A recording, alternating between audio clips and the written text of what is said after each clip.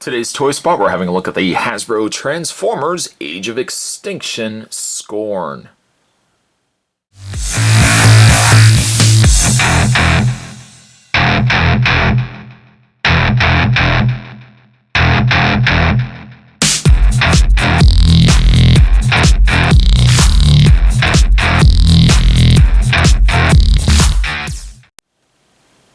One of the Dinobots from the Transformers Age of Extinction line.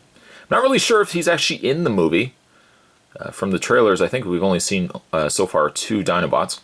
But this is Scorn, the Spinosaurus. Really loving the coloring of him, and to say nothing as well, the packaging also is quite nice. Nice picture of Scorn up at the top. Which also, I might add, the picture of Scorn featured at the top there is in all gray. It doesn't look like there's any red on him. So perhaps if he is in the movie, we're not going to get this red deco that we're getting in the toy down below here. It is recommended for ages 8 and up. And on the back of the package, the mild read-up, only a small read-up, says Scorn has the jaws of a dino and the personality of a tank. He's a rumbling, thundering warhammer on legs. That is also followed up with some Francais and some Spanish. Features: tail becomes a spear, and his Spinosaurus mode featured there as well. Also available, there's Bumblebee and Dinobot Slug, each sold separately. You can head over to www.transformers.com if you want to check out other Transformer pieces that Hasbro is producing, or really just any Transformers in general. And this mode, by the way, has only 19 steps. I would say, though, of the Transformers, this one is definitely more geared towards not necessarily the kids, because these aren't the simple transformation Transformers that are hitting stores as well. There's enough to it, I would say, that the adult collectors like myself are still going to be engaged and enjoy these figures. Having said that, Spot's going to take a break and get this opened up. When we come back, we're going to have a better look at Scorn. There's more heading your way, guys. Don't go anywhere. Don't go anywhere. Stay tuned. So having a look at Scorn in his Spinosaurus mode, overall he's decent. He's a really nice looking piece. He has a few hiccups when it comes to his dinosaur mode, but overall I think the pros outweigh the cons. Now looking at it, you probably, if you have this piece yourself, you probably will notice that Spot mistransformed Scorn here in his Spinosaurus mode. His heels technically shouldn't be part of his dinosaur mode. These sections right here are reserved when you have him in robot mode, but you can have him forward, which is really the correct way that the instructions have it. But I find the only problem having it like this, he tends to topple back. His weight tends to be a little more distributed to the tail section, and therefore he tends to kind of want to topple over. So far I've been really displaying the Dinobots more so in their dinosaur mode. So for the case of Scorn, I usually just bring these back, and it helps certainly keep him balanced. And he's not going to fall over on you. As it looks for general design of Scorn, again, he looks like a pretty good piece. Yeah, of course, when you start looking at the side of him, you can kind of gauge where his robot mode is going to come from. His shoulders, his head, his arms, and then the robot's legs. There's really no element of surprise necessarily to how he's going to come together and become his robot. But still, for how they approach this, it still looks like a good piece. His spinal plate, I guess his spine plate at the top here, is a soft rubber. So at least it's not sharp, and at least being that it has a little more give to it, it's not going to break. If it was like a plastic, that could become brittle in time and it could break off. But at least it's a little more pliable of a material. He does have, in his dinosaur mode, he does have weapon concealment. You can hide this, what would you call it, this like little sword piece that hides actually just on the underside of his tail. And does a pretty good job. I mean, from a distance, you really don't notice that he's got a sword sticking into his tail. Where it comes to like the negatives, I would think, for this piece, the only one real negative I have for Scorn in this mode is the legs. Everything else kind of comes together. that I don't have an issue with it coming apart. Sometimes like the chest piece kind of wants to untab from itself. But the problem with the legs though is these fins right here, these little side flaps that will end up being the flaps on the legs of the robot mode.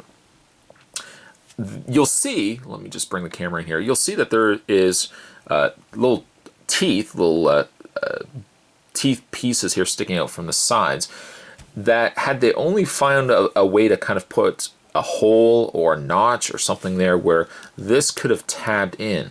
It doesn't tab in at all. It just kind of sits to the side, which means when you start moving the legs, you'll feel like pieces are just kind of becoming just separated from one another. They're not really attached to anything, which is a shame because he has a lot of articulation in his dinosaur mode. It's just that he has nothing here to kind of keep the legs together. They're just all separate from this piece here. We kind of wish this had been attached so that when you move the legs could have, you know, I guess they wanted to do it so that you could still move the leg fully, but if there had only been a place, see, as you can see right here, it's just the legs are completely separated from the entire body. But articulation wise, in Spinosaurus mode, he definitely has quite a bit. His mouth moves up and down, well, open and close, I should say. His neck swivels, and he does have a sliding piece right here. There's actually just almost like a little clamp where the neck slides back and forth from. When you start moving the head too much, you'll notice that this piece tends to want to come loose. But as a whole, though, I mean, the head, really nice looking piece. Really nice part, really, of the dinosaur. His head is quite nice indeed. He does have ball socket arms, just a single ball joint here. The arms can really rotate all the way around, I guess, if you wanted to. And they move out as well. We've kind of already really touched base on the legs, but again, they move quite easily. They just kind of look disjointed from the rest of the body of the dinosaur. His legs swivel here as well. And you could, I guess, really extend the legs if you wanted to, but then it looks a little too sectional, I guess, from the rest of the dinosaur mode, that you really would want to keep it closer to the thigh area. But really, again, I've got zero, well, except for really the leg area, I've got zero issue with him in Spinosaurus mode. From Scorn, the first thing you'll want to do is go up to his Spinosaurus sail, this fin area that's on the top of his back, and you're going to see these two peg points right here. Just going to pull it, just basically unhinge it from those notches. See the little notches right there. Take it, spin the sails, spin the fin, I guess, so you have something that looks like this. Kind of gives him this really nice punk look. And, you know, when I first transformed him into robot mode, he kind of looked like something I would have seen from like the Road Warrior, Mad Max Road Warrior. Just this kind of gives me that feeling, that impression of something from Mad Max. Then what you're going to do is take these fins that we were discussing before. You just kind of want to fold them down. Just kind of get them out of the way altogether. Take the legs and tip them forward, and you're basically just going to extend out the legs. Then what you're going to do, extend the legs completely out. You're going to take, now really again in robot mode, these claws would have been at the front for his robot feet.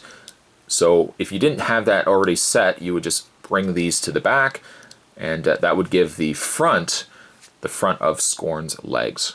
The next thing you're going to want to do is take the front chest section of the dinosaur and pop it right out. And you can kind of just fold the arms. You'll do some adjustings afterwards, but you're just going to kind of move them out of the way. And then you're going to take the whole upper torso section and you're going to spin it around. Spin it around so that this piece right here, this front fin, ends up being down on the dinosaur mode or on the robot mode. Then just kind of take and straighten out his legs. Again, these fins will sit to the side. And you can pretty much already gauge how the rest of the robot mode is going to come together. What you're going to do is take the tail, spin that to the side, and this will eventually give him his one arm. Take the other arm, fold the dinosaur mode back, take the head, I should say, fold it back, and you're going to pop the hand, take the hand, pop this out like so, and you're going to take this and spin it around just like that. Fold this back and you'll have him with his hand extended out. It kind of has the same issue I found as Lockdown.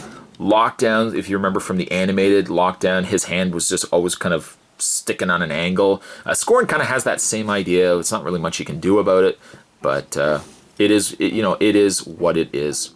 For his head, you're just basically going to get in there with your fingers and just pop it out like so, and you've got Scorn's head, which pretty much completes the robot mode as a whole. Just all you have to do is spin around the back of the robot, and the instructions kind of just indicate you take the back section here and you just fold it in on itself. There's something that looks like that.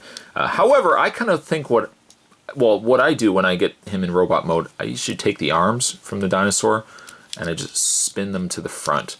The reason why I do that is just so it kind of fills out this cavity in his leg section. It's your preference, but I just kind of put that there so you get that extra little bit of body going on, at least in this area here. To complete the look, we're just going to take his sword and put it into his one hand.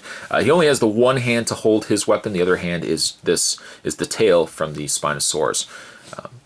But I mean, just as a whole, it's a nice looking piece. Now, a lot of people have already said this, and I can see it as well, that Scorn here, as he looks currently in robot mode, would be ideal for a Beast Wars Megatron reissue. I mean, essentially, it's really the exact same thing. You've got the tail, like Megatron had. His hand wouldn't have been here. You would just kind of close this up and, give him a dinosaur head for a hand. But again, like you look at it, I mean, I look at this, I can see a Beast Wars Megatron in the very near future. Robot mode, definitely by far, Scorn is impressive. A very different looking head too, not something that we've seen before with the Transformer movie pieces. Generally, they're always like just a face full of mess. They got little sections and little components, little things moving and stuff here and there. Scorn doesn't have that. He kind of has a very medieval knight look to him. Or it kind of, to me, reminds me of something like the Generation 1 toys. I think, wasn't Sea Spray very similar in this face as well? It's definitely very different than what we've gotten before with Transformers, at least certainly from the movie line of Transformers. You can see his Autobot logo very predominant in the front section of the robot here. But he's just fun. And also equally too, very fun to transform. Not super complicated, not really one of the reasons why Spot never got into a lot of the Transformer movie reviews was just because the figures weren't fun to transform.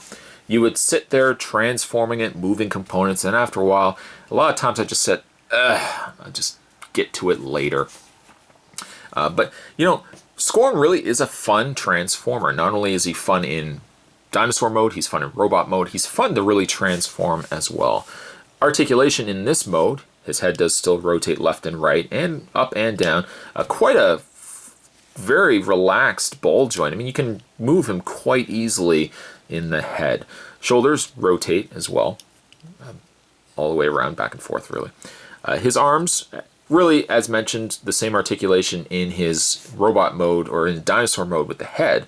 Same articulation applies for his arm, so you get quite a bit of movement in his one arm. His other arm, on the other hand, it's pliable, like it's a pliable rubber, but you can't really do all that much with it. It's just there. He has a swivel in the upper torso section here. He only really swivels to the one side due to his transformation, but at least you get some sort of swiveling there as well. Legs go forward, back out, swivel in the thigh. Really a double bend in the knee when you think there's a bend there, and then there's a bend at the lower knee as well. Slight bend also in the feet if you want to consider these feet of the robot mode. And also, I guess you can also swivel these as well. Depending on really how you want it, you can kind of have them further away from one another or kind of closer together. It's entirely up to you. Overall, Scorn is a very impressive looking Transformer. And I'm also one of those people that are on the sides of, I'm happy to see that Hasbro is approaching the Transformer line for this particular movie, with much more simplified transformations. There are certainly different categories for these Transformers now, where you have the simple to change Transformers, simple to transform Transformers that take like 1 or 2 steps. You get steps like these, where you're starting to get to like 16 to 19 steps. They're not complicated too. I mean, these kind of remind me of some of the stuff that we got before with the Generations toys. Like the old Transformer Classic toys as well. They're pretty easy to pick up once you've done it 2 or 3 times, or even really once you've done it 1 time. You remember how to transform it. It's a far cry from some of the stuff we got before with the Transformer movie toys, where you always had to have a manual in front of you trying to reference where you were in a transformation. Scorn is fun to transform, and love the dinosaur mode. You know what? I might even like the robot mode a little bit more. But as a whole, he's just a fun piece, and it's a good starting point for somebody who hasn't got into Transformers for a while to now start picking up the movie toys again.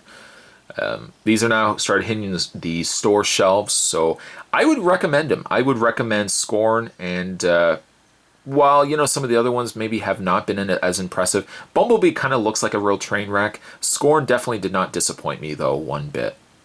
Today's Toy Spot, we're having a look at the Transformers Age of Extinction Scorn. Stay tuned, guys. Spot's going to have more Transformers Age of Extinction reviews heading your way. Thanks for watching. I'll see you next time.